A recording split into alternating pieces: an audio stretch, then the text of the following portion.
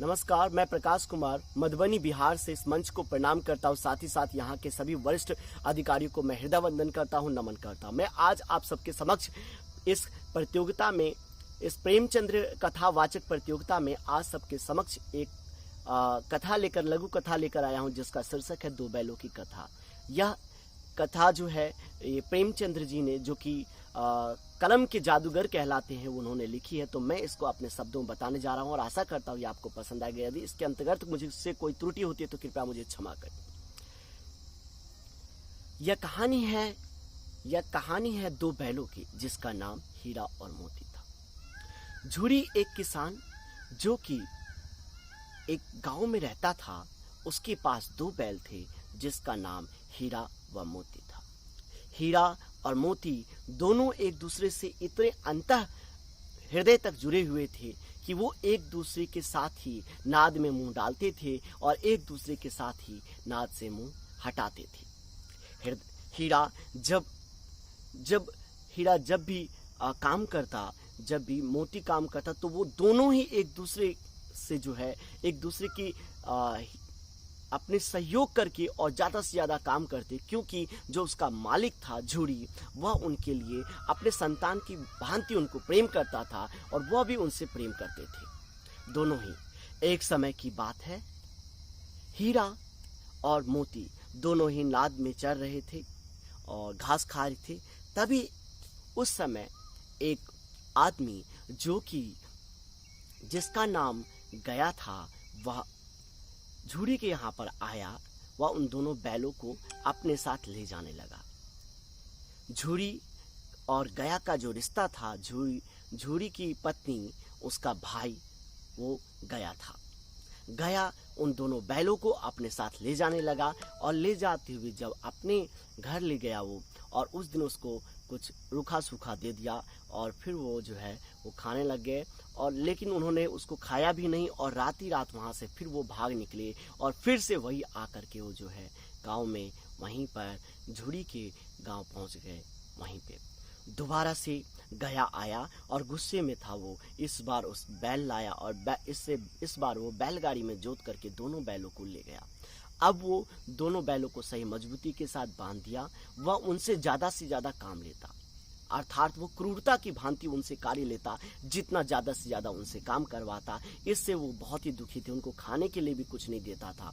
मानो कि दूसरों की चीज़ों से वो उसको किस तरह से व्यवहार लेना चाहिए, किस तरह का काम लेना चाहिए, उसका कोई नाता नहीं, वो इस तरह से काम लेता था।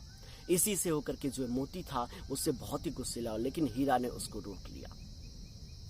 कुछ समय के बाद वहाँ पे एक लड़की थी गया के घर में, जिसकी माँ नहीं थी। उसकी सौतेली माँ उसे बहुत मारती थी और यह देखते हुए कि बैलों पर भी अत्याचार होते हुए उस बैलों को व उस लड़की को, दोनों को आपस में जो है मेल मिलाप हो गया, या वो दोनों के करुणा सी भाव जागृत हो गई, जिसके कारण जो छोटी सी बच्ची थी वह अपनी थाली में से एक या दो रोटी जो उसके हिस्से की होती थी, वह भी उसे उठा करके वो दोनों के पास डाल देती थी। इस प्रकार से उनको एक आत्मसंतुष्टि मिल जाता था हीरा और मोती को, कि चलो कोई तो है हमारा यहाँ पे जो हमें ध्यान रखता है। एक समय की बात है, दोनों बैल जो है वहाँ से भागने की कोशिश करने लग गए और उसी बीच उस लड़की का जो ध्यान था वो वहाँ पहुँच गया। उसने दोनों की रस्सी खोल दी और दोनों वहाँ से भागते हुए चले गए। आज वो कई समय के बाद ऐसा महसूस कर रहे थे कि जैसा मानो वो आज़ाद हो गए। आज चलते चलते उन्हें एक मटर का खेत दिखाई दिया। वहाँ पर वो खेत में मटर के वो जो खेत थे उसमें वहाँ पे चढ़ने लग गए दोनों ही। तभी वहाँ पे एक भारी भरकम सांड आया और उसे देख करके दोनों ही सोचे कि अब तो हम नाहक ही फंसे, अब तो हमारा कुछ नहीं हो सकता, क्योंकि उनकी बहुत समय से वो दोनों की हालत बहुत ही बद से बदतर हो गई थी। किंतु दोनों ने हार नहीं माना, दोनों एक दूसरे के साथ थे। यदि हीरा आगे से वार करता तो पीछे से सिंह जो है वो मोती डालता था, और इसी तरह दोनों ही ने उसको जो है वो उसको छठी की दूध याद दिला दी, अर्थात दोनों ने मिलकर के वहाँ से उस सांड को वहाँ से भगा दिया। इसके बाद वो मस्त होकर के जो है वो वहाँ पे मटर के खेत में चरने लग गए।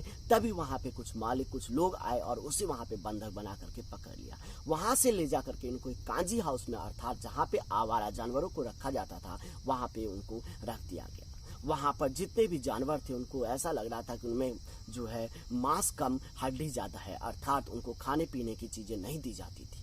ये देख करके वहाँ की जो पहुँचे तो बोले कि अब तो और भी गए, कि गया कि यहाँ पे कम से कम वो तो था कि वहाँ पे एक बच्ची थी जो उन्हें केयर करती थी, जो उन्हें ध्यान देती थी, अब यहाँ पे कोई और भी नहीं है। तो ऐसा करते उन्होंने एक समय दोनों ने जोर लगाया और दीवार को तोड़ने लग गए।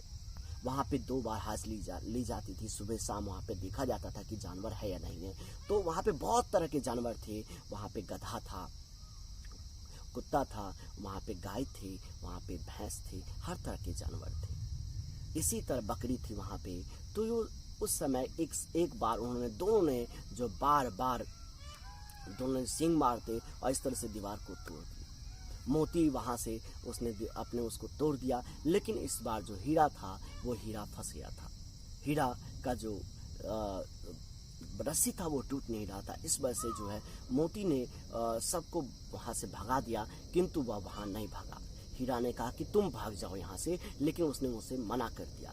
दोनों ही वहाँ पे सारे जानवर को भगा दिया। अंत में एक गधा जो नहीं भाग रहा था, उन्होंने जोर लगा कर उसको सींग से जो है उसको भी वहाँ से भगा दिया। इस तरह से कुछ समय के बाद जबकि वहाँ के मालिक थे, जो वहाँ के रखवाले थे, उनको पता चला, उन्होंने वहाँ पे फिर से आकर के वो समझ गए कि जो है दोनों की चाल है, दोनों को खूब मारा।